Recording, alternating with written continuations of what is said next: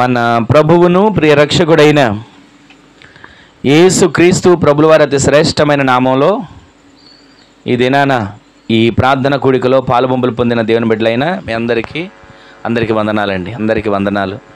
ప్రభు ఇంతవరకు మనలను మన కుటుంబాలను కంచివేసి కాపాడి ఆయన సజీవమైన రెక్కల నీడల భద్రపరిచిన దేవునికి ఒక్క క్షణం రెండు చేతులతో ఒకసారి స్తోత్రం చెప్దాం. హల్లెలూయా, హల్లెలూయా.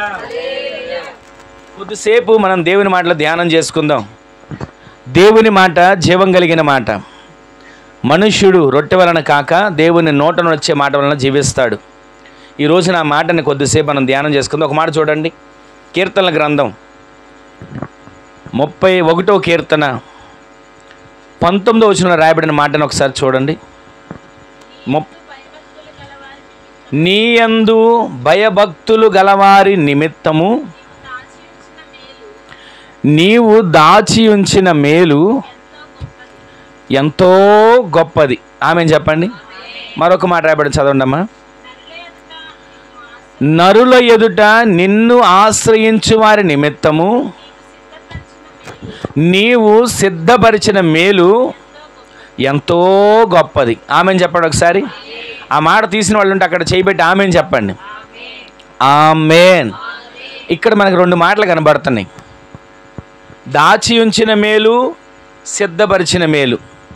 ఒకసారి మనం ఆగి ఆలోచన చేస్తే ప్రతి ఒక్క వ్యక్తి ప్రతిరోజు నాకు మేలు కలగాలి, నా ఇంట్లో ఏదో ఒక కార్యం జరగాలి, మేలు కోసం పరితపించే వాళ్ళు చాలామంది ఉంటారు, మేలు కలగాలని కోరుకునే వాళ్ళు ఉంటారు. అయితే తప్పు కాదు, కానీ మనమట ఎలా ఉంటే మేలు కలుగుతుందో అక్కడ చక్కగా రాయబడి ఉంది. దేవుని యందు భయము భక్తి కలిగిన వారి నిమిత్తం ఆయన ఏం దాచి ఉంచాడు? దాచి ఉంచిన మేలు ఉంచాడు. మరొక మాట రాశాడు, ఆయనను ఆశ్రయించే వారి నిమిత్తం ఆయన ఏం సిద్ధపరిచాడు? సిద్ధపరిచిన మేలు ఉంచాడు. అంటే ఈ దాచి ఉంచిన మేలు, సిద్ధపరిచిన మేలు రెండు మనం పొందుకోవాలంటే అక్కడ రాయబడిన మాట, అయ్యా నాకు దాచి ఉంచిన మేలు ఇస్తానన్నావు, నాకు సిద్ధపరిచిన మేలు ఇస్తానన్నావు, ఇచ్చేయి నేను తీసుకుపోతా అని అనుకుంటుంటాం. అసలు దాచి ఉంచిన మేలు ఎలా ఇస్తానంటున్నాడు అక్కడ మనం ఆ ముందు వాక్యం చదవం. దేవుడు నాకు దాచి ఉంచిన మేలు ఇచ్చాడు, దేవుడు నాకు దాచి ఉంచిన మేలు దాచాడు, ఇచ్చాడు, ఇస్తాడని ప్రతిరోజు ఎదురు చూస్తున్నాం, ప్రతి క్షణం ప్రార్థన చేస్తున్నాం. దేవుడు నాకు ఏదో ఒక మేలు చేయకపోతాడా, ఏదో ఒక కార్యం చేయకపోతాడా, ఏదో ఒక అద్భుతం చేయకపోతాడా, ఏదో ఒక ఆశ్చర్యకార్యం నా కొరకు జరిగించకపోతాడా అని అనుకుంటుంటాం. కానీ అక్కడ రాసిన మాట ఏంటంటే, నీయందు భయభక్తులు గల వారి నిమిత్తం నీవు ఇది దాచి ఉంచావు, నిన్ను ఆశ్రయించే వారి నిమిత్తం నీవు ఇది సిద్ధపరిచి ఉంచావు. ఇంతకీ ఆ మేళ్ళు ఏమిటో కొన్ని మాటలు కొంచెం ముందుకు వెళ్ళినాక మీకు 4 మాటలు చూపించి నేను ప్రార్థన చేస్తాను. ఇక్కడ మనం ఒక్కసారి ఆలోచన చేస్తే ప్రతిరోజు మనం ఇక్కడికి ప్రార్థనకు వచ్చాం, వారం లేదా ప్రతి వారం మందిరానికి వెళ్ళి ప్రార్థన చేసుకుంటుంటాం. ప్రార్థన చేసుకోవడానికి ప్రతిరోజు వెళ్తుంటాం, లేదా కొన్నిసార్లు మన ఇంట్లో ప్రార్థన చేసుకుంటాం. దాన్ని బట్టి మనం చూసిన వాళ్ళందరూ ఏమంటారంటే, వీళ్ళు భక్తి కలిగిన వాళ్ళండి, వీళ్ళు ఎంత భక్తి కలిగిన వాళ్ళంటే అసలు మానకుండా ప్రార్థనకు వెళ్తారండి, మానకుండా దేవుని సందులో కనబడతారండి, మానకుండా దేవుని సందులో ప్రతిరోజు కూడా ఎక్కడ ప్రార్థన వెళ్తారని అని అనుకుంటారు. దీనిని బట్టి మనం ఎవరు చెప్పాలి? మీరు ప్రార్థనకు వెళ్తున్నాం, ప్రతిరోజు ఎక్కడ ప్రార్థన కనబడుతున్నాం, దీన్ని బట్టి మనం ఎవరమండి? అలా ఏం కనబడుతుంది? మనలో భక్తి కనబడుతుంది. సరే, భక్తి ఉంది, భక్తి కనబడుతున్న మనలో ఇంకొకటి ఉండాలంట. ఏముండాలని రాయబడింది అక్కడ? భయం ఉండాలి. భయము ఎలా ఉంటుంది? పిల్లిని చూస్తే భయపడే వాళ్ళు ఉంటారు, బొద్దింకను చూస్తే భయపడే వాళ్ళు ఉంటారు, ఏదైనా పాముని చూస్తే భయపడే వాళ్ళు ఉంటారు, పెద్ద పెద్ద చిరదబలను చూస్తే భయపడతారు. అక్కడ దాకా ఎందుకండి? ఒక మాట చెప్పనా, మన నీడను చూస్తే కూడా భయపడే వాళ్ళు ఉన్నారు. ఈ భయం కాదంట దేవుని సందులో మనకు కావాల్సింది. ఆయన యందు భయము భక్తి కలిగిన వారికి ఆయన ఏముంచాడంటే దాచి ఉంచాడు ఒక మేలు, ఎక్కడో దాచాడు మన కోసం. ప్రతిరోజు దాచి ఉంచిన మేలు తీసుకొని మన దగ్గరికి వస్తున్నాడు, ఇద్దామని. నా బిడ్డకి దాచి ఉంచిన మేలు ఇద్దాం అని ఎప్పుడో ఎన్నో సంవత్సరాల క్రితం దాచాడు, ప్రతిరోజు తీసుకొని వస్తున్నాడు. సరే, నా బిడ్డకి ఇద్దాం అనుకునేప్పటికీ ఏం కనపడట్లా? ఏదో ఒకటి కనపడట్లా. భక్తి ఉంటే భయం కనపడట్లేదు, భయం ఉంటే భక్తి ఏదో ఒకటి కనపడకపోవడం వల్ల దాచి ఉంచిన మేలు మనం పొందుకోలేకపోతున్నాం. ప్రతిసారి పొందుకోలేకపోవడం వల్ల మనం ఏమనుకుంటాం తెలుసా? నా ప్రార్థన దేవుడేం వింటాడు, నా ప్రార్థన దేవుడేం చూస్తాడు, నా ప్రార్థనకి దేవుడు జవాబేమి ఇస్తాడు అనుకుంటున్నాం. అసలు మన ప్రార్థన వినాలన్నా, మన ప్రార్థన అంగీకరించబడాలన్నా, మన ప్రార్థనకి జవాబు రావాలన్నా ఒక షరతు ఏముందో తెలుసా? ప్రార్థించే నీలో, ప్రార్థించే నాలో ఈ రెండు కనబడాలి. గట్టిగా ఆమేన్ చెప్పండి. మనలో భయము భక్తి రెండు కనబడాలి. చాలాసార్లు నేను చెప్పిన మాట మరొకసారి జ్ఞాపకం చేస్తా. ఇలాగేనట యేసన్న గారు ఒక చోట చూశారంట. ఒక ఆయనతో పాటు ప్రయాణం చేస్తుండగా ఆయన చూస్తున్నాడు. ప్రతి గుడి కనపడినప్పుడల్లా కళ్ళకెట్టు అద్దుకుని వెళ్తున్నాడు. ఎక్కడైనా సరే, ఏ గుడి అయినా సరే, అది ఏ గుడి అన్నది కాదు, ఏదైనా సరే, మసీదైనా, ఒకవేళ ఏదైనా గుడైనా, మందిరమైన ప్రతి దానిని కళ్ళకద్దుకుని వెళ్తున్నాడు. అప్పుడు అనుకున్నాడంట చూసి, అబ్బా ఈయన ఎంత భక్తిపరుడో, ఎంత భక్తి ఉందో ఈయనకు అనుకున్నాడంట. తీరా ఒక గుడి దగ్గర ఆగి అక్కడికి వెళ్ళి చక్కగా లోపలికి వెళ్ళి దండం పెట్టుకుని బయటకు వచ్చి బండి ఎక్కుతూ తన జేబులో నుంచి ఒక సిగరెట్ పెట్టి తీసి ఒక సిగరెట్ వెలిగించుకొని చక్కగా కాలుస్తూ నుంచున్నాడంట. అంటే ఈయనకి ఏముంది? ఏమి లేదండి, భక్తి మాత్రం పుష్కలంగా ఉంది, అసలు ఏ లోటు లేదు. దేవుడు అంటే భక్తి. ఎందుకు ఆ భక్తి? నమ్ముకోకపోతే దేవుడు నన్ను ఏమైనా చేస్తాడేమనే భక్తి కూడా ఉండొచ్చు. ఈ రోజున మనం భక్తి చేస్తున్నాం, దేనికి చేస్తున్నామో మనకే అర్థం కాదు. కొన్నిసార్లు అవసరాలు తీర్చబడతాయి అని భక్తి చేసేవాళ్ళు కొంతమంది, బలహీనతలు తీరతాయి అని చేసేవాళ్ళు కొంతమంది, ఏదో భక్తి చేస్తే మందిరానికి వెళ్తే పిల్లలు కలుగుతారని భక్తి చేసేవాళ్ళు కొంతమంది, ఏదో నా అప్పుల సమస్యలు తీరతాయి, రోజు చేతి పని ఉంటుందని చేసేవాళ్ళు కొంతమంది. కానీ ఈ రోజున మనం చేసే భక్తి మనకు అవసరాలు తీర్చడం కోసమే కాదంట. మనం చేసే భక్తి ద్వారా మన కొరకు దాచి ఉంచిన మేలు ప్రభు మన కోసం తీసుకొని వచ్చేటట్లుగా మన భక్తి, మన భయము దేవుని దృష్టికి అంగీకారంగా మార్చబడును గాక. అలా మార్చబడాలంటే మనలో భయము భక్తి రెండు ఉండాలి. ఇంకొక మాట ఉంది అక్కడ, ఏం రాయబడింది? నరుల ఎదుట నిన్ను ఆశ్రయించే వారి నిమిత్తం ప్రభు సిద్ధపరిచిన మేలు ఉందంట. అది ఎంతో గొప్పది. ఈ రోజున ఎంతో గొప్ప మేలు ఏంటో 4 మాటలు మీకు చూపించి నేను ప్రార్థన చేస్తా. మీకు అర్థమయ్యే విధంగా చక్కగా 4 మాటలు వివరంగా మీకు జ్ఞాపకం చేసి ప్రార్థన చేస్తా. ఇక్కడ మనం ఆలోచన చేస్తే ఎంతో గొప్ప మేలు, మరి మనం ఎంత మేలు పొందుకుంటున్నాం? ఎంతో గొప్ప మేలు దేవుడు మనకు దాచి ఉంచాడు, ఎంతో గొప్ప మేలు మనకు సిద్ధపరిచి ఉంచాడు. అయ్యా కొంచెం నన్ను జ్ఞాపకం చేసుకో, అయ్యా ఇదిగో కొంచెం నాకు ఉన్నటువంటి అవసరతలు తీర్చు, అయ్యా ఈరోజు ప్రయాణం చేస్తున్నా కొంచెం కాపుదలు ఇవ్వు అని మనం అనుకుంటుంటాం. ఇది ఈరోజు కాపుదలు ఇవ్వా, ఈరోజు భద్రత ఇవ్వా, ఈరోజు అవసరత తీర్చవా, ఈరోజు ఆరోగ్యం ఇవ్వవా, ఈరోజు ప్రయాణంలో తోడే ఉండవు మనం అనుకుంటున్నాం. అసలు ఆయన మన గురించి ఆలోచించే ఆలోచనలు వేరండి. ఆయన యందు ఎవరు భయభక్తులు కలిగి ఉంటారో వాళ్ళు అడగక్కర్లా, సమస్తాన్ని ప్రభు తీసుకొచ్చి ఆయన అనుగ్రహిస్తాడు. ఆమెను చెప్పండి.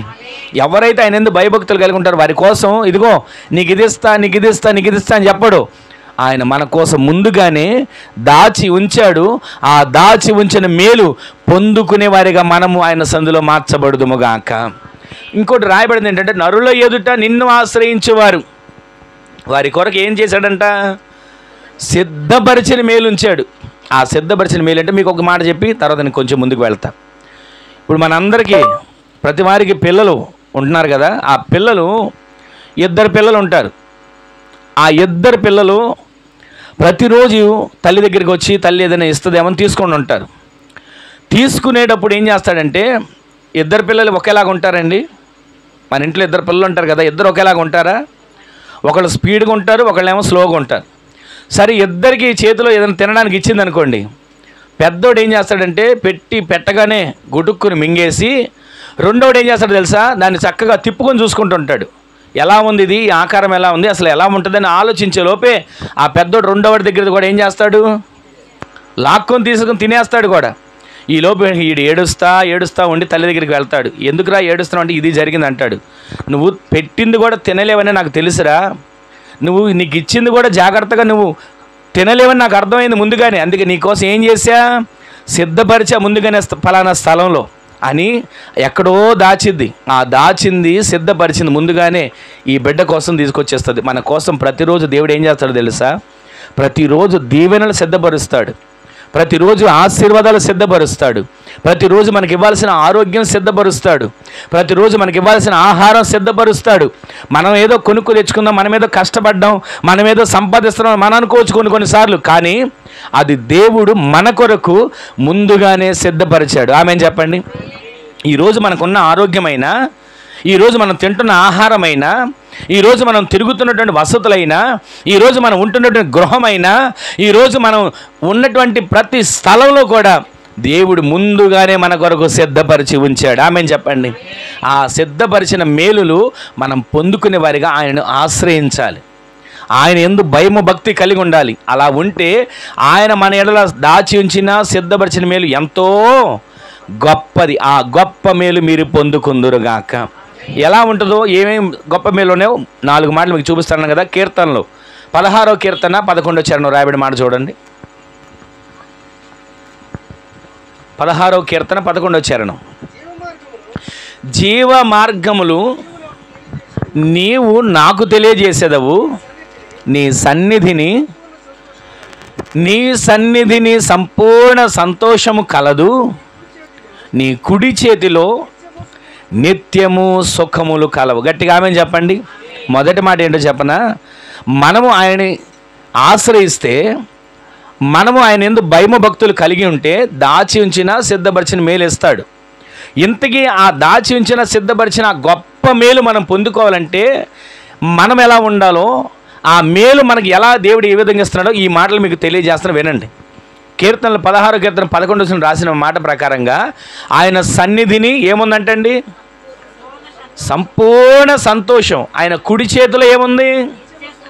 ఈ రోజున ఆ 2 మాటలు కలిపి చూడండి, సుఖము సంతోషము. ఆ సుఖమేమో నిత్య సుఖం, సంతోషమేమో సంపూర్ణ సంతోషం. మీ ఇంట్లో ఈ దీవెన నింపబడును గాక. మీరు దేవుడు ఏ మేలు దాచి ఉంచాడని ఒకవేళ ఆశగా ఉన్నారేమో, అయినా దేవుడు మాట్లాడుతున్నాడు, మీరు ఇంతవరకు సుఖం, నా ఇంట్లో నెమ్మది లేదు, ఇంతవరకు సుఖంగా నేను ఏ రోజు జీవించలేదు, ఇంతవరకు నాకు ఏ రోజు నెమ్మది లేదు అనుకుంటున్నారేమో. ఈ వాగ్దానాలు మీరు నమ్మండి, ఈ వాగ్దానాలు విశ్వసించండి, ఈ వాగ్దానం బట్టి మీరు ప్రార్థన చేసుకుని వెళ్ళండి. మీ జీవితాల్లో దేవుడు నిత్యమైనటువంటి సుఖము, సంపూర్ణమైనటువంటి సంతోషం ఈ రోజు నుంచి ప్రభు మీకు గొప్ప మేలును దయచేయును గాక. ఏమండి, ఎక్కడ ఉంటుందండి సుఖం? ఎలా ఉంటుందండి? మేము కష్టపడుతున్నాం, ఏ రోజు సుఖం చూడట్లా. కష్టపడుతూనే ఉంటున్నాం కానీ మా ఇంట్లో ఒక పూట ముద్ద తినడానికి ఉండట్లా. కష్టపడుతూనే ఉంటున్నాం కానీ అప్పులు తీరట్లా. కష్టపడుతూనే ఉంటున్నాం కానీ ఒక ఇల్లు కట్టుకుందాం మా వల్ల కావట్లా అని అనుకుంటుంటాం కొన్నిసార్లు. కానీ ఒక ఇల్లున్నా కొన్ని ఇంట్లో సుఖం ఉండదు. అన్ని సమృద్ధిగా ఉన్నా ఎక్కడ సంతోషం కనబడట్లా. సంపూర్ణ సంతోషం అంటే ఏంటి చెప్పనా? అసలు ఇక కొదువలేదు. ఇక ఈరోజు సంతోషం, రేపు సంతోషం లేదని మాట వినపడదు. మనకు తెలిసినంతవరకు సంతోషం ఎలా ఉంటుందో చెప్పనా? ఈరోజు పండగ అనుకోండి, ఆ రోజు ఏదైనా వండుకున్నామా, తిన్నామా, కొత్త బట్టలు వేసుకున్నామా, సంతోషం. ఏదైనా వాహనం కొనుక్కున్నామా, సంతోషం. ఏదైనా మేలు ఇది పొందుకున్నాం అని అనిపించిందా, సంతోషం. దాంతో సరిపెట్టుకుంటున్నాం. మళ్ళా తర్వాత రోజు యథాప్రకారంగానే సాగుతున్నాం. నిన్న సంతోషంగా ఉన్నాం కదా, మరి ఈరోజు ఏమైంది? నిన్న బాగానే ఉన్నాం కదా, మరలా ఈరోజు ఇలా ఎందుకుంటున్నాం అని ఏ రోజైనా ఆలోచిస్తున్నామా? దేవుని వాక్యం మనకి సంతోషాన్ని సంపూర్ణంగా ఇచ్చాడండి. కొద్ది రోజులు సంతోషం, కొద్ది రోజులు బాధలు. పెద్దలు అంటారు కదా, బండి చక్రం మీద ఒక పక్క సంతోషమని ఒక పక్క కష్టాలని రాస్తే, ఆ బండి చక్రం తిరుగుతున్నప్పుడు కష్టాలు వచ్చినప్పుడు కష్టాలుగా ఉంటాంరా, సుఖం వచ్చినప్పుడు సంతోషంగా ఉంటా అని అంటుంటారు కదా, అది మనల్ని ఓదార్చడానికి. కానీ ప్రభు మనకి కష్టాలు, సుఖాలు, సంతోషం విడివిడిగా రాయలా. ఇక్కడ రాసిన మాట ఏంటంటే ఆయన సన్నిధిలో సంపూర్ణ సంతోషం. ఈరోజు సన్నిధికి వెళ్తున్నారు, సంతోషంగా ఉంటున్నారా? దేవుని సన్నిధికి వెళ్తున్నారు, సంతోషంగా వెళ్ళి రాగలుగుతున్నారా? ఏదోలండి కాసేపు వెళ్ళి మొక్కుబడిగా కనబడి వచ్చేస్తాం అనేవాళ్ళు ఉంటారు. దేవుని సన్నిధికి బలవంతం మీద తీసుకొని వచ్చేవాళ్ళు ఉన్నారు. దేవుని సన్నిధికి పిల్లల్ని వెళ్ళండి అంటే బలవంతం పెట్టి వెళ్ళే వాళ్ళు ఉన్నారు. అసలు దేవుని సన్నిధికి వెళ్ళని వాళ్ళు కూడా ఉన్నారు. ఈ రోజున సంతోషం జీవితంలో కలగాలంటే, సుఖము, సంతోషం, ప్రభు దాచి ఉంచిన మేలు ఇవన్నీ మనం పొందుకోవాలంటే దానికి మూలం సన్నిధి. నీకు దాచి ఉంచిన మేలు రావాలన్నా, సిద్ధపరిచిన మేలు మీరు పొందుకోవాలన్నా, సుఖము, సంతోషం మీ కుటుంబాల్లో సమృద్ధిగా కలగాలన్నా మొట్టమొదట సన్నిధిని ఆశ్రయిస్తున్నారా? సన్నిధిలో కనబడుతున్నారా? అక్కడ రాసింది కదా, నీ సన్నిధిలో సంపూర్ణ సంతోషం. సన్నిధికి వచ్చిన వాళ్లకు ఆయన కుడి చేతిని చాపుతాడు. సన్నిధికి వచ్చిన వాళ్ళకు కుడి చేతిని చాపడం మాత్రమే కాదు, వట్టి చేతులు చాపడు, నిత్య సుఖము అని చేతిలో నింపి నీ కుటుంబానికి ఆయన ఇవ్వాలని ఎదురు చూస్తున్నాడు. ఈరోజు నా సన్నిధి అంటే మందిరం అని నేను చెప్పట్లా. మందిరం వేరు, సన్నిధి వేరు. మందిరం అంటే కట్టుకున్నటువంటి గోడలు, మందిరం అంటే పెట్టుకున్నటువంటి ఆకారం, మందిరం అంటే తిరుగుతున్న ఫ్యాన్లు కావచ్చు, వెలుగుతున్న లైట్లు కావచ్చు, మనం కూర్చున్న కుర్చీలు కావచ్చు. సన్నిధి అంటే అది కాదు. దేవుని మందిరంలోకి వెళ్ళిన నీవు మోకరించినప్పుడు సన్నిధిని అనుభవించే వ్యక్తిగా నీవు మార్చబడుదువుగాక. ఈ రోజున మందిరానికి వచ్చి వెళ్ళిపోతున్నావు, అది కాదు దేవునికి కావాల్సింది. మందిరానికి వచ్చిన నీవు ఆ మందిరంలో మోకరించినప్పుడు దేవుని సన్నిధిని, దేవుని ప్రసన్నతను అనుభవించి ఇక్కడి నుంచి వెళ్ళేవారిగా మీరు మార్చబడుదురుగాక. ఎన్నోసార్లు అండి మందిరానికి వచ్చి కనబడి వెళ్ళిపోయే వాళ్ళు ఉంటారు. అలా దానివల్ల అసలు దేవునికి ఏమైనా ఉపయోగం ఉందా? దేవునికి కాదు, వెళ్ళిన వారికి ఏమైనా ఉపయోగం ఉంటుందా? ఈ రోజున దేవుని సన్నిధికి వచ్చి ఆ సన్నిధిని నీవు అనుభవిస్తేనే నీకు సంపూర్ణ సంతోషం వస్తుంది. ఆ సన్నిధిని నీవు అనుభవిస్తేనే నీకు ఆయన కుడి చేతిలో నిత్య సుఖాలు వస్తాయి. ప్రతిరోజు దేవుడు మన కోసం ఎదురు చూస్తున్నాడండి.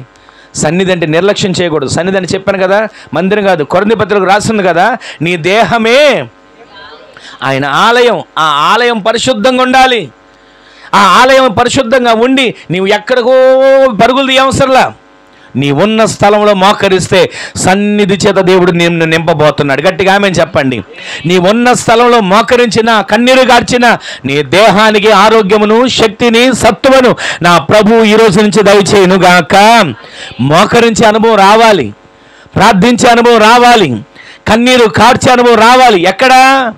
ఎవరో చూస్తున్నారండి, వాళ్ళు చూసినప్పుడు కన్నీరు గారుస్తావు అని కాదు. ఎవరో చూస్తున్నారండి, వాళ్ళ ముందు నేను ప్రార్థన చేస్తా అని కాదు. ఎవరో చూస్తున్నారండి, నన్ను గొప్పగా అనుకోవాలి, నేను చేసే భక్తి, నేను చేసేటువంటి ప్రార్థన, నేను పాడడానికి కాదు. ప్రతిరోజు దేవుని సన్నిధిలో నీవు కన్నీరు గారుస్తున్నప్పుడు ప్రభువు నీ కన్నీటి దగ్గరికి దిగి వచ్చి ఉంటాడు. ఆమేన్ చెప్పండి. నీవు ఎప్పుడు మోకరించినా, ఎప్పుడు ప్రార్థించినా, ఎప్పుడు మొర్రపెట్టినా ఆయన నీ ఎదుటికి వచ్చి ఆయన సన్నిధి కాంతి చేత నిన్ను నింపి నీ హృదయాన్ని తేలికగా మారుస్తాడు. నీకు సత్తువ కలిగిన ఆరోగ్యాన్ని దయచేస్తాడు.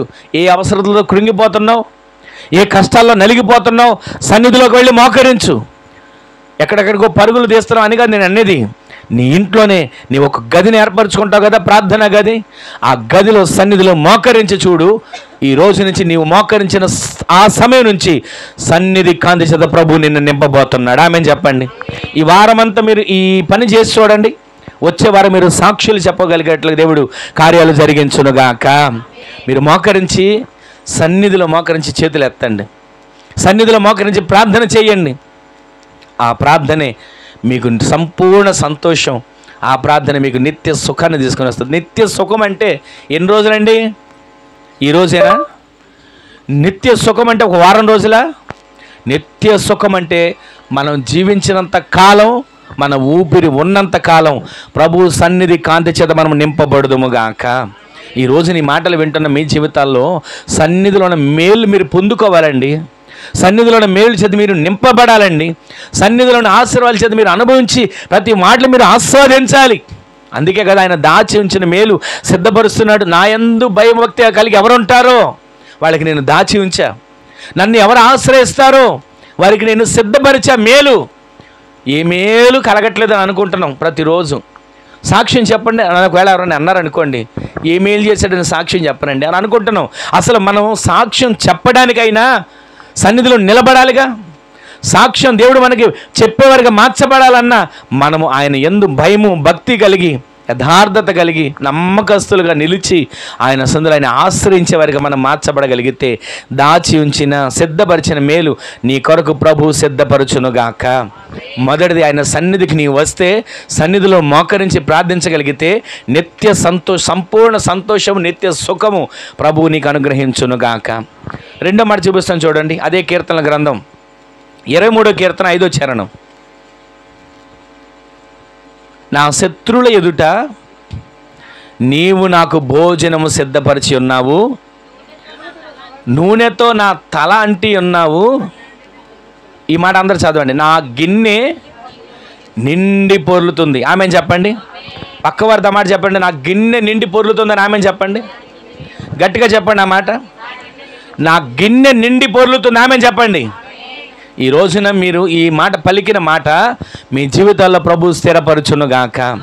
మీరు ప్రతిరోజు ఏమంటే నాకు గిన్నె వెళ్తేగా ఉందండి అనడం కాదు, అసలు ఆ మాట రాదు. మీ గిన్నె నిండి పొర్లే అనుభవాల్లో దేవుడు నడిపించును గాక. 5వ వచనంలో రాయబడిన మాట ఏంటంటే, నా శత్రువులు ఎదుట నీవు నాకు ఏం సిద్ధపరుస్తున్నావు? భోజనం సిద్ధపరచడం అంటే ఒక బిర్యానీ ప్యాకెట్ సిద్ధపరచడని కాదు. మన పగవాళ్ళు ఉన్నారు, మనల్ని తిట్టిన వాళ్ళు ఉన్నారు, మనల్ని ఒకవేళ ఏదో మాట అన్న వాళ్ళు ఉన్నారు, వాళ్ళకి ఇలాగ జరిగిందిరా అని చెప్పి మనం సంతోషించి సంబరపడతాం అని అనుకోకండి. శత్రువులు ఎదుట భోజనం సిద్ధపరచడం అంటే, నేను ఎన్నోసార్లు చెప్తాను కదా, మనం పోరాడే ఎవరితో? లోక సంబంధులతో కాదండి, దురాత్మ సమూహాలతో మనం పోరాడుతున్నాం ప్రతిరోజు. ఆత్మీయ జీవితాన్ని పతనం చేయాలని వాడు ఎన్నో ప్రయత్నాలు చేస్తున్నాడు. ప్రార్థన చేయనివ్వకుండా వాడు ఆపుతాడు. ప్రార్థన జరగనివ్వకుండా వాడు ఎన్నో కార్యాలు చేయాలని ప్రయత్నిస్తాడు. ఒకవేళ ఒక పూట ఒక ఉపవాసం ఉందని అనుకుంటావా? ఉపవాసం ఉండనివాడు ఆ రోజు ఎక్కడలేని విపరీతమైన ఆకలి పుట్టిస్తాడు. ఒకవేళ ఇవాళ నేను ఏ పని పెట్టుకుని ప్రార్థనే చేసుకుందాం అనుకుంటావా? అప్పుడే వస్తుంది వదిన వచ్చి కూర్చొని ఏం కూర వండావు, ఏం పని చేస్తున్నావు అని చెప్పి కూర్చొని ఆ రోజు ప్రార్థన సమయం అంతా కూడా నాశనం అయిపోతుంది. ఈ రోజు నీ మాటలు నేను ఎందుకు జ్ఞాపకం చేస్తున్నానంటే, నీ ఎదుట నీ శత్రువు నిలబడాడు. ఆమెను చెప్పండి. ఆ శత్రువు ఎదుట నీకు విందును దేవుడు సిద్ధపరుస్తున్నాడు. ఆమెను చెప్పండి. విందు సిద్ధపరచడం ఏంటో తెలుసా? ప్రతిరోజు నీవు పోరాడే యోధునిగా మార్చబడుదువుగాక. ఏలియా ఇక నా పని అయిపోయింది అనుకున్నాడండి. అహాబు తన భార్య యెజెబెల్ ఒక్క మాట అనేసరికి, రేపు నిన్ను ఇదిగో 450 మంది ప్రవక్తలను చంపేవే, వాళ్ళలో ఒకరిగా చేస్తా అని ఒక మాట అంది అంతే. ఆ ఒక్క మాట విన్నటువంటి ఏలియా ప్రార్థిస్తే ఆకాశం నుంచి అగ్ని దింపాడే. ఆయన మాట పలికితే అద్భుతాలు జరిగాయి. ఆయన చేసిన పరిచర్యలు ఎన్నో ఆశ్చర్య కార్యాలు జరిగాయి కదా. ఒక్క మాట వ్యక్తికి మాట అన్న ఆ వ్యక్తి మాటను పట్టుకొని భయపడిపోయి పరుగు తీసి వెళ్ళి ఒక చోట చెట్టు కింద కూర్చొని అంటాడు, ఇంత మట్టుకు చాలు, నేనేమన్నా గొప్పనా, ఇంత మట్టుకు చాలు, నన్ను చంపు, నన్ను నీ దగ్గర తీసుకో అని అంటున్నాడండి. అప్పుడు ఏం చేశాడు తెలుసా దేవుడు? నీవు చనిపోవడం కాదయ్యా, నీకు శక్తికి మించిన ప్రయాణం ఉంది. ఆమెను చెప్పండి. నీ శత్రువుల ఎదుట నీకు భోజనం సిద్ధపరుస్తా, శక్తికి మించిన ప్రయాణం ఉంది అని నిప్పులు పెట్టి అక్కడ రాజుచున్న పొయ్యిని పెట్టి అక్కడ ఏలియాకు ఆహారం సిద్ధపరిచి ఆహారం తిని మళ్ళా పడుకున్నాడండి. చాలే ఈ పూటకి నాకు ఆహారం అన్నట్లుగా వెంటనే దేవుని వద్ద మరలా లేపి ఆహారం పెట్టి, నువ్వు 40 రోజులు ప్రయాణం చేయాలి, శక్తికి మించిన ప్రయాణం ఉందని. ఈ రోజు నీ మాటలు వింటున్న మన జీవితంలో ప్రతిరోజు అనుకుంటూ అయిపోయింది నా బ్రతుకు, ఇక చాలు, ఇక నేను జయించలేని అనుకుంటున్నావు. కానీ ప్రభు అంటున్నాడు, నీకు శక్తికి మించిన ప్రయాణం ఉంది. ఆమెను చెప్పండి. వాక్యం అనే భోజనం నీకు పెడుతున్నాడు. ఎవరు నిన్ను నిందించారో, ఎవరు నిన్ను హింసించారో, ఎవరు నిన్ను చూసి హేళన చేశారో, ఎవరు నిన్ను చూసి తృణీకరించారో వారి ఎదుట నీకు భోజనం పెట్టడం అంటే ఏంటో తెలుసా?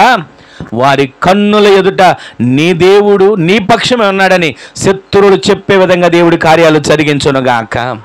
ఈ రోజున ఎంతవరకు ప్రయత్నాలు చేస్తున్నారు, సఫలం అవ్వట్లేదు. ముందుకు వెళదాం అనుకుంటున్నారు, నడిపించబడటం లేదు. కానీ ఈ రోజున ఈ మాట మీద మీరు నమ్మి విశ్వసించి ప్రార్థన చేసుకుని వెళ్ళండి. ఇదిగో ఈ రోజు నుంచి మీ ఎదుటున్న శత్రువు ఇక మీద జయాన్ని చూడడు. ఆమెను చెప్పండి. ఆ శత్రువుని మీరు జయించే జయవీరులుగా మీరు మార్చబడుదురుగాక. ఎప్పటివరకు శత్రువు నీ మీద జయించాడు, ప్రార్థన చేయనివ్వకుండా, నీ మీద జయించాడు, వాక్యం చదవనివ్వకుండా, నీ మీద జయించాడు, ఆత్మీయతలో ముందుకు ఎదగనివ్వకుండా, నీ మీద జయించాడు, ఏదేదో పతనం చేసి నిన్ను పాడు చేశాను అనుకున్నాడు. కానీ ఈ రోజు నుంచి శత్రు తలను చితగొట్టి దేవుడు నీకు జయాన్ని అనుగ్రహించునుగాక. ఆ మేలు నీ కొరకు దేవుడు సిద్ధపరిస్తే, నాకేం మేలు చేశాడు ఎన్నిసార్లు పాట పాడతాం, నాకేం మేలు చేశాడు ఎన్నిసార్లు దేవుని సందులో సణుగుతాం. ఈరోజు నీ మాట వింటున్న మీ జీవితంలో మీకు ఆయన మేలు చేస్తే ఏం జరుగుతుందో తెలుసా? తర్వాత రాసిన మాట ఏంటి? అక్కడ రాయబడిన మాట చూడండి ఒకసారి, దానిపైన 5వ వచనంలోనే, నూనెతో నా తల అంటి ఉన్నాడు. ప్రతిరోజు నూనెతో నా తల అంటడం అంటే మీకు ఒక మాట చెప్పనా? స్కూల్కి వెళ్ళే పిల్లలు చక్కగా నూనె రాసి పౌడర్ రాసి దువ్వి చక్కగా పంపిస్తారు చూసారా? ఒక్కొక్క పిల్లలను చూస్తే ఎంత ఆశ్చర్యం వేద్దంటే, అసలు మొహం కనపడదు, మొత్తం ఏం కనపడుతుంది? ఆ పౌడరే కనపడుతుంది. ఈ రోజున నూనెతో నీ తల అంటడం అంటే ఏంటో చెప్పనా? నీవు ఎప్పుడైనా సన్నిధిలోకి వచ్చినా శత్రువు మీద నీకు జయం ఇవ్వడానికి ప్రభు ప్రతిరోజు నిన్ను అభిషేకించబోతున్నాడు. ఆమెను చెప్పండి.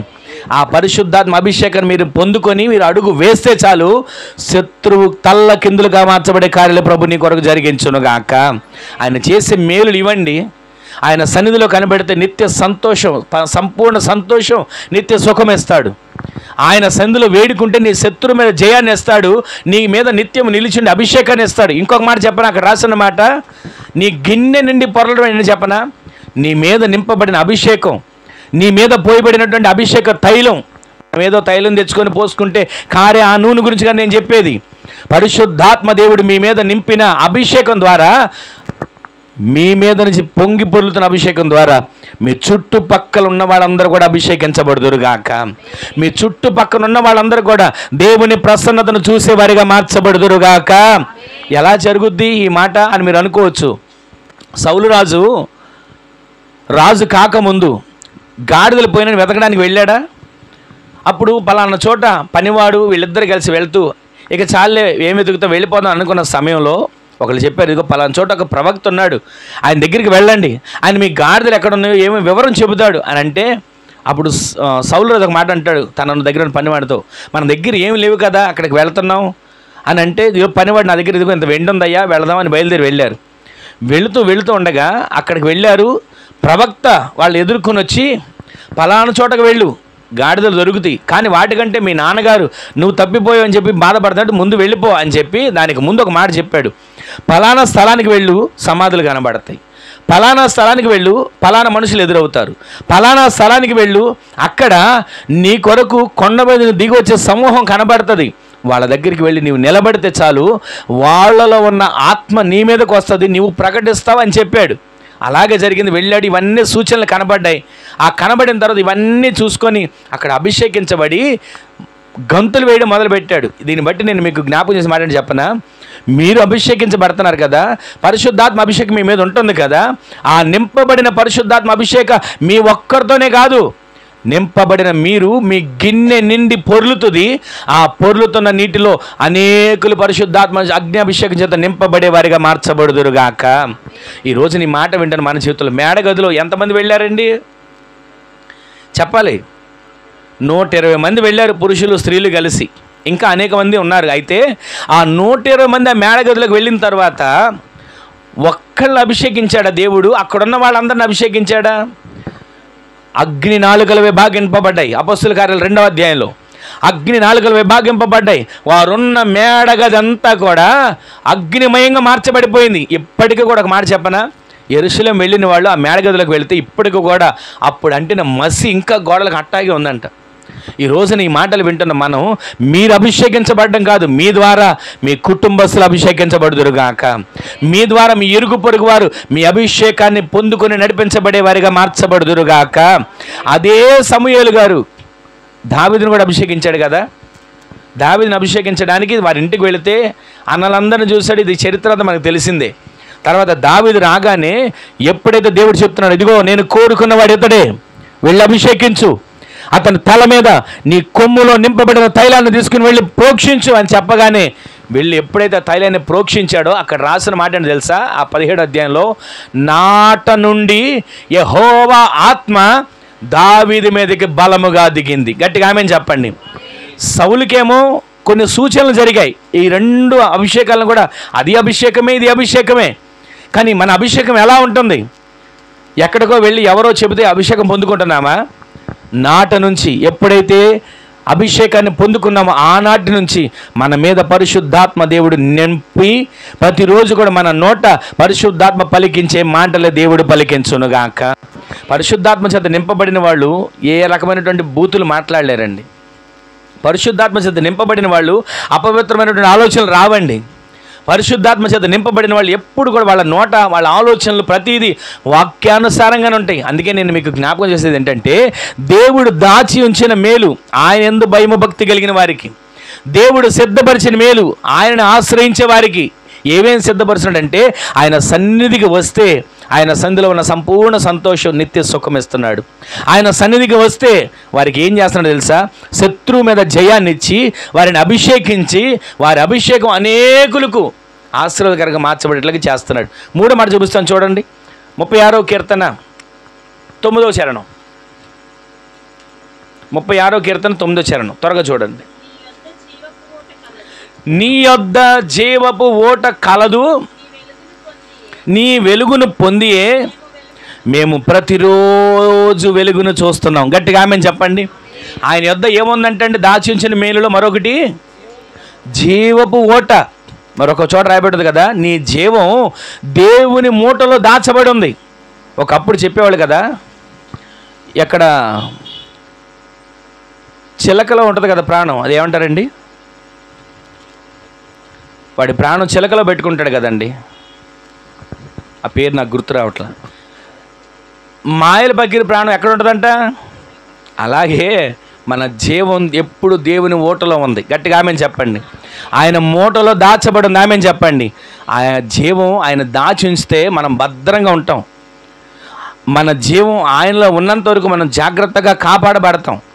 ప్రతిరోజు ప్రతి క్షణం ఆ జీవపు ఓటైన దేవుని సన్నిధిని ఆశ్రయిస్తే, ఆ జీవపు ఓటైన దేవుని సందులో మోకరించగలిగితే, ఆ జీవపు ఓటైన దేవునిని నీవు నిత్యము కూడా కొనియాడగలిగితేనంట, అక్కడ ఏం రాయబడి ఒకసారి చదవండి అమ్మా మాట.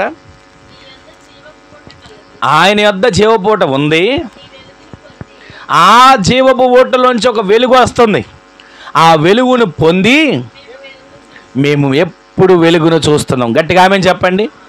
జీవపు ఓట ఆయన దగ్గర ఉంది, ఆ జీవపు ఓట నుంచి వెలుగు వస్తుంది. అంటే ఒక మాట మీకు జ్ఞాపకం చేసేది ఏంటంటే, మనం ఒకప్పుడు పాపంలో ఉన్నాం, శాపంలో ఉన్నాం, లోకంలో ఉన్నాం, అపవిత్రతలో ఉన్నాం. కానీ దేవుని జీవపు ఓట ఎప్పుడైతే మన వైపు తిరిగిందో, ఆ ఓట వైపు మనం ఎప్పుడైతే తిరిగామో, ఆయనలో నుంచి వెలుగు వచ్చి నిన్ను తాకుతుంది. ప్రతి అపవిత్రత తొలగించబడుతుంది, ప్రతి అంధకారం దూరపరచబడుతుంది, ప్రతి చీకటి లయపరచబడుతుంది. దేవుడు నిన్ను నీ కుటుంబాన్ని వెలుగులో నడిపించునుగాక. ఆ వెలుగేంటో చెప్పనా? ఆయన వాక్యమే పాదములకు దీపమును, ఆయన వాక్యమే మన త్రోవకు వెలుగై ఉంది. ఈ రోజున ఆ వెలుగై ఉన్న దేవుని సన్నిధులు మనం బలపరచబడి అడుగులు వేసేవారిగా మార్చబడుదుముగాక. మరొక మాట ఉంది, ఆయన వాక్యము వెల్లడొగుడు తోడని వెలుగు కలిగింది. ఈ వెలుగు ఎక్కడి నుంచి వస్తుంది? వాక్యం ఎప్పుడైతే నువ్వు తెరుస్తున్నావో దీనిలో నుంచి ఏముందో తెలుసా? జీవపు ఓట. ఒక్కొక్కళ్ళు ప్రతిరోజు వాగ్దానాలు పెట్టే దాంట్లో వాల్పేపర్లు చేస్తారు కదా, ఈ బైబిల్ గ్రంథాన్ని అక్కడ పెట్టి, ఆ బైబిల్ గ్రంథానికి ఒక పంపు పెట్టి, ఆ పంపులోంచి నీళ్ళు వస్తున్నట్లే పెడతారు. అంటే దేవుని వాక్యం నీరై ఉంది వాస్తవమే, కానీ బైబిల్ గ్రంథానికి కూడా బెజ్జం పెట్టి పంపు ట్యాప్ పెట్టేస్తున్నారు. ఈరోజు నేను మీకు జ్ఞాపకం చేసేది ఏంటంటే, ఇది జీవపు ఓటే. అలా అని చెప్పి ట్యాప్ పెడితే నీళ్ళు వస్తాయని కాదు. ప్రతిరోజు ఈ జీవపు ఓట వైపు మీరు తిరగగలిగితే, ఈ జీవపు ఓట మీద మీరు ఆధారపడగలిగితే, వాక్యాన్ని మీరు ధ్యానించగలిగితే, మీ కుటుంబాలు, మీ వ్యక్తిగత జీవితాలు వెలుగు చేత దేవుడు నింపునుగాక. శాంసన్ అనుకున్నాడు, గాడిద దవడ ఎముకతో ఎంతమందిని చంపాడు చెప్పాలండి? 1000 మందిని చంపేశాడు. చంపేసిన శాంసన్ ఏమనుకున్నాడు తెలుసా? అయ్యా 1000 మందిని చంపాను, కానీ ఇప్పుడు దాహంతో దప్పికతో ఎండిపోతున్నా, అల్లాడిపోతున్నా, నాకు నీళ్ళు ఇవ్వవా అని ప్రార్థన చేశాడండి. అక్కడే దేవుడు చీల్చాడు నీటి ఓట. హాగరు తన బిడ్డ ఎడారిలో వెళుతూ వేడుకున్నారు. ఇష్మాయేలు దేవుని సన్నిధిలో మొర్ర పెట్టాడు. ఎక్కడో లేదు నీటి ఓట, అక్కడే వచ్చింది. సమరయ స్త్రీ యేసుక్రీస్తు ప్రభువు వారి దగ్గరికి వచ్చిన తరువాత ఆమె అంటుంది, అయ్యా నేనిచ్చే నీళ్ళు నువ్వు తాగుతావా? తాగవు కదా. మేము ఫలానా, మీరు ఫలానా అని వ్యత్యాసం చూపించింది. ఆయన ఒక మాట అన్నాడు, నీవిచ్చే నీళ్లు తాగితే కాసేపటికి నాకు దాహం వేస్తుందమ్మా, నేనిచ్చే నీళ్లు తాగితే నువ్వు మరి అన్నాడు దప్పికొనవు. ఈ రోజున ఆయన జీవపు ఓట ఎక్కడుందంటే ప్రతిరోజు వాక్యంలో ఉంది. ఆ జీవపు ఓటైన దేవుని సన్నిధిలో మనం ఆ నీరు త్రాగగలిగితే, ఆ నీటిని మనం నిత్యము కూడా దప్పిక తీర్చుకోవాలని ఆశ కలిగి ఆయన వైపు తిరగగలిగితే, మనకు వెలుగు, మన కుటుంబాలకు క్షేమం ప్రభువు దయచేయునుగాక. ఇంకొక మాట మీకు చూపించి నేను ప్రార్థన చేస్తాను చూడండి. అదే కీర్తనల గ్రంథం 73వ కీర్తన 26వ వచనం తీసి అది చదివి మీరు బైబిల్ మూసేయండి. 73వ కీర్తన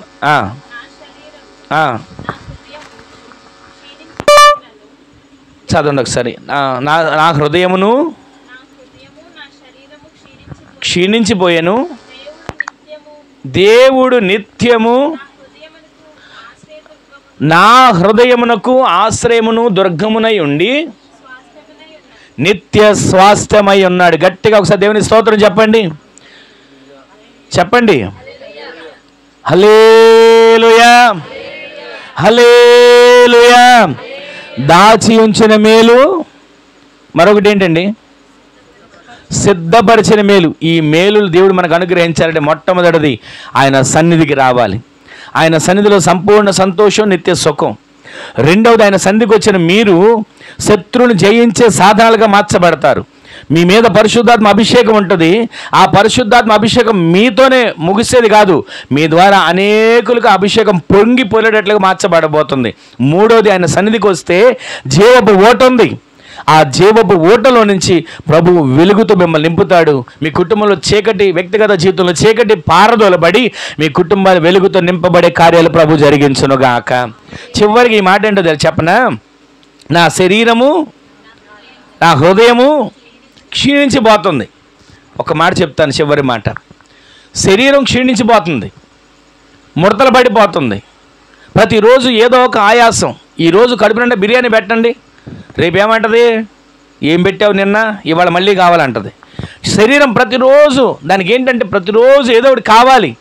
రేపు ఏమవుతుంది, రేపు ఎలా ఉంటుందని కాదు, ఈరోజు ఎలా ఉందని చూసుకుంటుంది. అయితే ఆ శరీరం అంట క్షీణించిపోతుంది. మరొకటి క్షీణించిపోతుంది రాసింది. ఏంటిది అది? హృదయం అంట. శరీరం క్షీణించిపోతుందంటే బాగానే ఉందండి. అక్కడ రాయబడిన మాట శరీరం క్షీణించిపోతాం బాగానే ఉంది, కానీ ఇక్కడ హృదయం క్షీణించిపోతుందంట. అంటే ప్రార్థన కొదువై, వాక్యము కొదువై, పరిశుద్ధాత్మ కొదువై హృదయం ప్రతిరోజు క్షీణించిపోతుంది. ఆ క్షీణించిపోతున్నటువంటి హృదయానికి దేవుడు ఏమిస్తున్నాడు తెలుసా? ఆశ్రయమై, ఆయనే దుర్గమై నిత్య స్వాస్థ్యమును ప్రభు నీకు అనుగ్రహిస్తున్నాడు. గట్టిగా ఆమేన్ చెప్పండి. ఈ శరీరం క్షీణించిపోయినా, ఈ దేహం కుళ్ళిపోయినా, ఈ దేహం మట్టిగా మార్చబడిపోయినా దేవుడు నీ కోసం, నా కోసం చివరిగా దాచి ఉంచిన, సిద్ధపరిచిన మేలేంటో తెలుసా? పరలోకం అనే నిత్య స్వాస్థ్యమును దేవుడు మనకు అనుగ్రహించునుగాక. ఆ నిత్య స్వాస్థ్యములో అడుగు పెట్టడానికి మనం అర్హులుగా మార్చబడ్డమే ఈ మేలు. దాచి ఉంచాడు, సిద్ధపరిచాడండి. ఏం దాచి ఉంచాడండి? రేపొద్దున కల్లా నాకు కళ్ళెదుట ఒక బంగళా పెడతాడా? రేపొద్దున కల్లా నా కళ్ళెదుట ఒక కారు పెడతాడా? రేపొద్దున కల్లా నా కళ్ళెదుట బంగారం, వెండి పెడతాడా? రేపొద్దున కల్లా నా కళ్ళెదుట ఇదిగో నా కోరికలన్నీ తీరుస్తాడా? ఇదేనా మేలు అని అనుకోకండి. లోక సంబంధమైన మేలు మన అడగకపోయినా ఇస్తాడు, కానీ ఆత్మ సంబంధమైన మేలు ఆయన సన్నిధికి వస్తే దేవుడు దయచేస్తాడు. ఆయన సన్నిధికి వస్తే నిత్య సంతోషం, నిత్య సుఖం. ఆయన సన్నిధికి వస్తే శత్రువుల మీద జయం. ఆయన సన్నిధికి వస్తే పరిశుద్ధాత్మ అభిషేకం. ఆయన సన్నిధికి వస్తే మీ అభిషేకంలోని అభిషేకం ద్వారా అనేకులు అభిషేకించబడేటట్లుగా ఆయన సన్నిధికి వస్తే జీవపు ఓట, ఆ ఓటలోంచి వచ్చే వెలుగు మీరు నింపబడతారు. ఆయన సన్నిధికి వచ్చిన మీకు చివరిగా ఆయన చేసే కార్యం ఏంటో తెలుసా? నిత్య స్వాస్థ్యాన్ని దేవుడు మనకు సిద్ధపరిచాడు. ఆ నిత్య స్వాస్థ్యంలో నీవు నేను అడుగు పెట్టేంత వరకు ఆయన మాటను బట్టి, ఆయన సన్నిధిలో దాచించిన మేలుని బట్టి, మూలవాక్యం చదివాం కదా, నీ యందు భయభక్తులు కలిగిన వారి నిమిత్తం, నిన్ను ఆశ్రయించే వారి నిమిత్తం నీవు దాచి ఉంచిన మేలు ఎంతో గొప్పది. ఆ విధంగా మనం నడిపించబడగలిగితే ఈ మేలులన్నీ దేవుడు మనకు దయచేస్తాడు. మేలులంటే బండిస్తాడా, వెండిస్తాడా, కనకం ఇస్తాడా, ఒక చక్కటి ఏదైనా కార్యాన్ని చేస్తాడని కాదండి. మేలులంటే ఆయన సన్నిధిలో నుంచి వచ్చే మేలు. ఆయన సన్నిధిలో పొందుకున్నప్పుడు, ఆయన సన్నిధిలో నిలిచినప్పుడు, సన్నిధి అంటే ప్రతిరోజు మీరు ఎక్కడ మోకరించినా సన్నిధిని అనుభవించే వారిలాగా మీరు ఉండాలండి. ప్రతిరోజు ఈ మాట మీ మనసులో పెట్టుకోండి. అయ్యా, నీ సన్నిధిలో నేను మోకరిస్తున్నా, నన్ను నింపవా? నీ సన్నిధిలో మోకరిస్తున్నా, అభిషేకించవా? నీ సన్నిధిలో మోకరిస్తున్నా, ఇదిగో నాకు నిత్య సంతోషము, సంపూర్ణ సంతోషం, నిత్య సుఖమును దయచేయవా? నీ సన్నిధిలో మోకరిస్తున్నా, జీవపు ఓటగా నా మీద వెలుగును ప్రకాశింపచేయవా? నీ సన్నిధిలో మోకరిస్తున్నా, నీ స్వాస్థ్యంలోకి నన్ను చేర్చేయబడేంత వరకు కూడా నమ్మకస్తునిగా, భయము భక్తి కలిగిన వానిగా, నీ యందు ఆశ్రయించేవానిగా నన్ను మార్చవా అని ప్రార్థించగలిగితే ఒక్క క్షణం లేచి నిలబడని ప్రార్థన చేసుకుందాం. ఆయన వేడుకోలేదు. ఒక్క క్షణం ఎవరికి వారు లేచి నిలబడండి, ఒక చిన్న ప్రార్థన చేసుకుందాం. ఒక్క క్షణం ఎవరికి వారు చిన్న ప్రార్థన చేసుకోండి. ఎవరికి వారు ఒక చిన్న ప్రార్థన చేసుకోండి. ఆయన దాచి ఉంచిన మేలు. లేచి నిలబడిన ఒక్క క్షణం. ఆయన సిద్ధపరిచిన మేలు. అయ్యా, నీవు దాచి ఉంచిన సిద్ధపరిచిన మేలు నాకు దయచేయవా అంటే ఒక క్షణం చిన్న ప్రార్థన చేసుకోండి.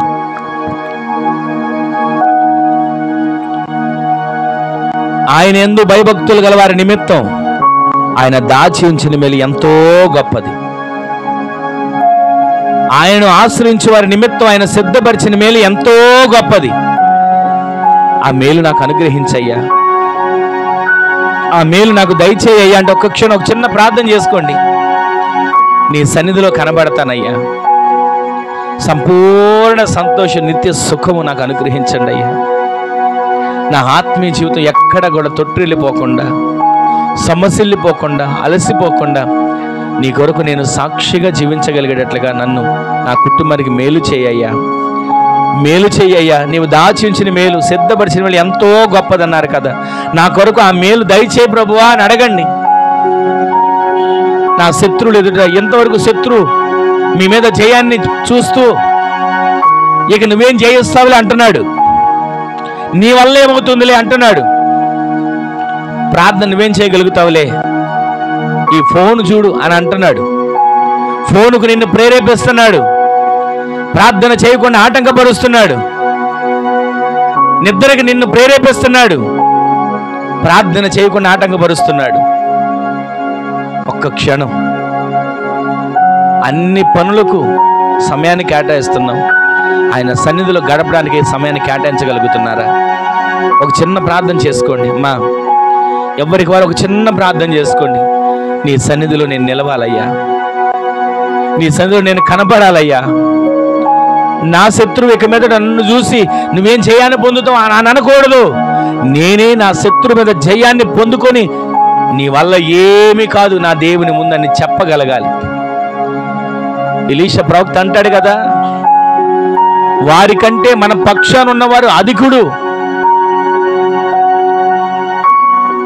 ఒక్క క్షణం ప్రార్థన చేసుకోండి. ప్రతిరోజు పరిశుద్ధాత్మ అభిషేకాన్ని పొందుకునే వారిగా మార్చబడాలి.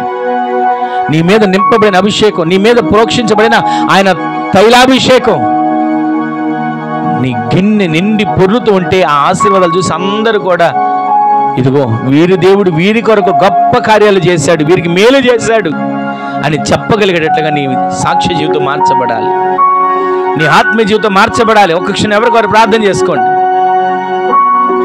జీవపు ఓట దగ్గరికి రాగలుగుతున్నావా? జీవ జలముల ఓట దగ్గర నిలవగలుగుతున్నావా? యోహాను సువార్తలో సెలవిస్తున్నాడు, వాని కడుపులో నుండి జీవజల నదులు పొర్లి పారుతాయి. అలా నీ కుటుంబం, నీ ఆత్మ జీవితం పొర్లి పారాలి. చివరిగా ఆయన నిత్య స్వాస్థ్యం. శరీరం క్షీణించిపోవచ్చు, ఈ దేహం కుళ్ళిపోవచ్చు, ఈ దేహం ముడతలు పడిపోవచ్చు, ఈ దేహం ఒకవేళ రోగాల పుట్టగా మార్చబడవచ్చు. కానీ నీ కొరకు నా కొరకు నిత్య స్వాస్థ్యాన్ని సిద్ధపరిచాడు. నీ కొరకు నా కొరకు నిత్య స్వాస్థ్యాన్ని ఆయన సిద్ధపరిచాడు. ఒక క్షణం ఒక చిన్న ప్రార్థన చేసుకోండి, ఒక చిన్న ప్రార్థన చేసుకోండి. హల్లెలూయా హల్లెలూయా హల్లెలూయా హల్లెలూయా హల్లెలూయా హల్లెలూయా హల్లెలూయా హల్లెలూయా హల్లెలూయా. మరచిపోని దైవమా నన్ను మరచిపోలేదే, తరగిపోని నీ కృపా చూపుచూనే ఉన్నావే. మరచిపోని దైవమా నన్ను మరచిపోలేదే, తరగిపోని నీ కృపా చూపుచూనే ఉన్నావే. మారదే నీ కృప ఎల్లవేళలా, చాలునే నీ కృప జీవితాంతము. నా స్వరమంతటితో నిన్ను హెచ్చించిన, నిన్ను కీర్తించిన ఈ రుణము తీరునా. నా స్వరమంతటితో నిన్ను హెచ్చించిన, నిన్ను కీర్తించిన ఈ రుణము తీరునా.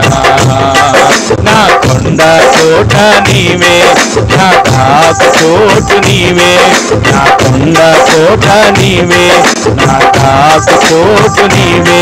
ఒక్క క్షణమైన వీడిపోని అనుబంధమా, ఒక్క క్షణమైన వీడిపోని ప్రియనేస్తమా, ఒక్క క్షణమైన వీడిపోని అనుబంధమా, ఒక్క క్షణమైన వీడిపోని ప్రియనేస్తమా. ఆశ్రయదుర్గము నీవే, నా రక్షణ శృంగము నీవే, ఆశ్రయదుర్గము నీవే, నా రక్షణ శృంగము నీవే.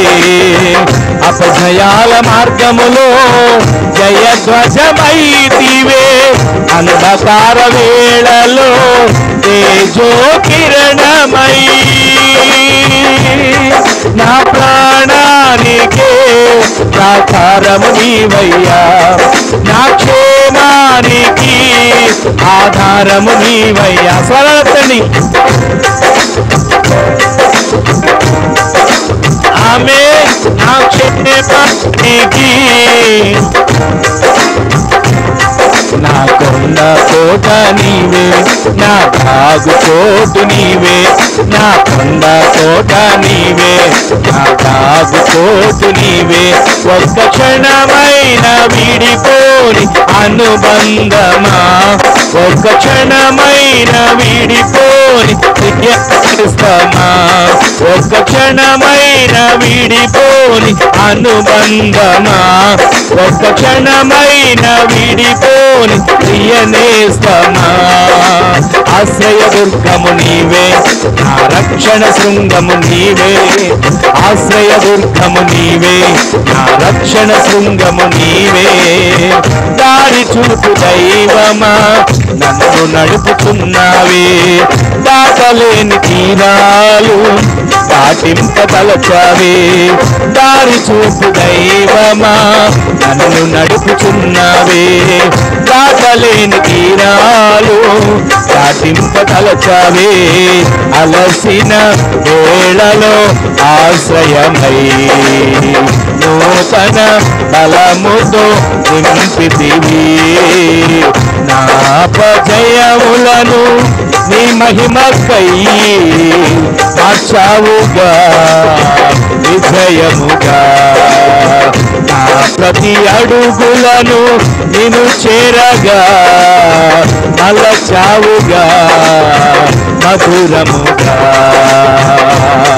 నా కొండ కోట నీవే, నా తాగు చోటు నీవే, నా కొండ కోట నీవే, నా తాగు చోటు నీవే. ఒక్క క్షణమైన విడిపోని అనుబంధమా, ప్రియనేస్తమా.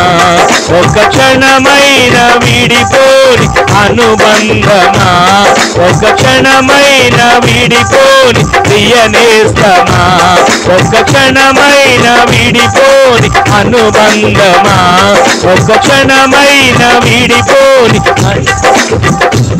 ఒక్క క్షణమైన వీడిపోని అనుబంధమా, ఒక్క క్షణమైన వీడిపోని, ఒక్క క్షణమైన వీడిపోని అనుబంధమా, ఒక్క క్షణమైన వీడిపోని ప్రియనేస్తమా.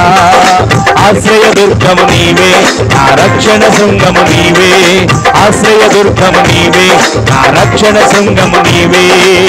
అపజయాల మార్గములో జయధ్వజమైతివే, అంధకార వేళలో తేజో కిరణమై. నా ప్రాణానికే ప్రాకారము నీవయ్యా, నా క్షేమానికి ఆధారము నీవు. మరలా పాడదాం.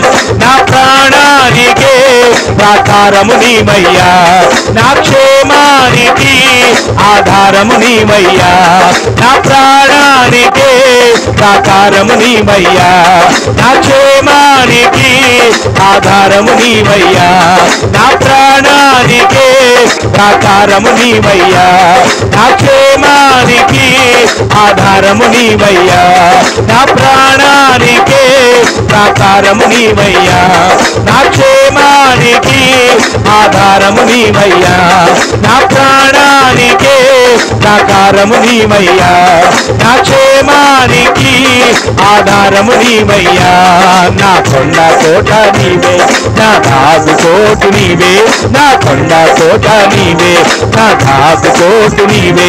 ఒక క్షణమైన విడిపోని అనుబంధమా, ఒక క్షణమైన విడిపోని ప్రియ నేస్తమా, ఒక క్షణమైన విడిపోని, ఒక క్షణమైన విడిపోని ప్రియ నేస్తమా, ఒక క్షణమైన విడిపోని అనుబంధమా, ఒక క్షణమైన విడిపోని ప్రియ నేస్తమా, ఒక క్షణమైన విడిపోని అనుబంధమా, ఒక క్షణమైన విడిపోని,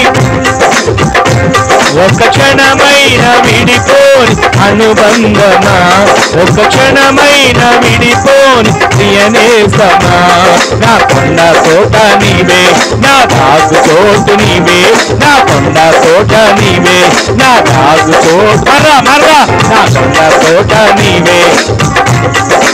ఆమేన్. నా కోట నీవే.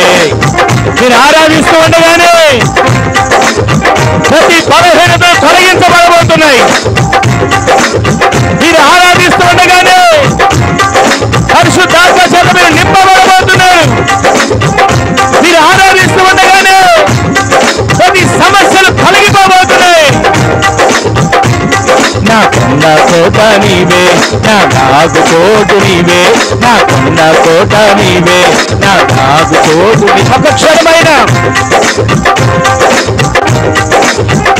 ఒక్క క్షణమైన విడిపోని అనుబంధమా, ఒక క్షణమైన విడిపోని ప్రియ నేస్తమా, ఒక క్షణమైన విడిపోని అనుబంధమా, ఒక క్షణమైన విడిపోని ప్రియ నేస్తమా, నా ప్రాణానికి ఆధారము నీవయ్యా, నా క్షేమానికి ఆధారము నీవయ్యా, నా ప్రాణానికి ఆధారము నీవయ్యా, నా క్షేమానికి ఆధారము నీవయ్యా, నా ప్రాణానికి ఆధారము నీవయ్యా, నా క్షేమానికి ఆధారము నీవయ్యా, నా ప్రాణానికి ఆధారము నీవయ్యా, నా క్షేమానికి ఆధారము నీవయ్యా, ప్రాణానికి ఆధారము నీవయ్యా, నా క్షేమానికి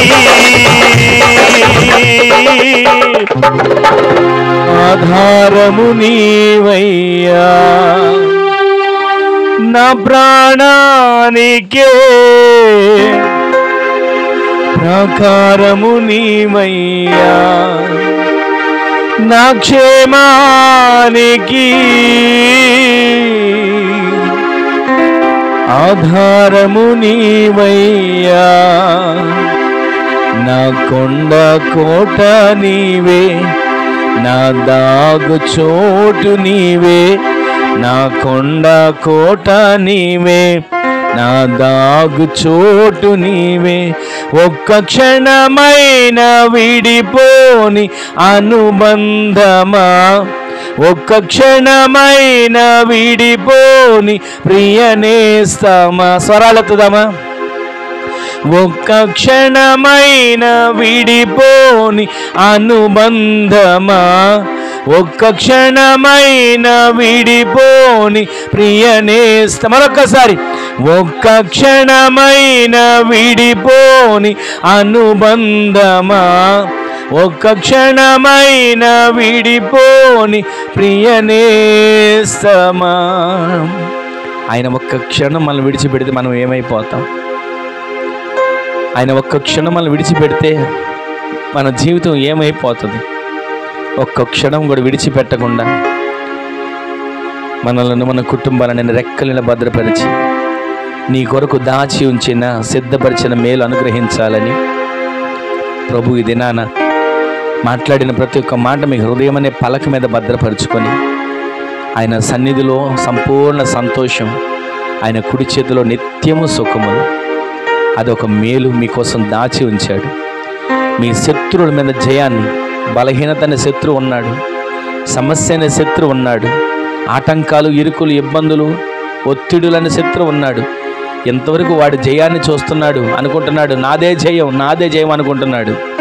కానీ ప్రభు నీకు దాచి ఉంచిన సిద్ధపరిచిన మేలేంటో తెలుసా?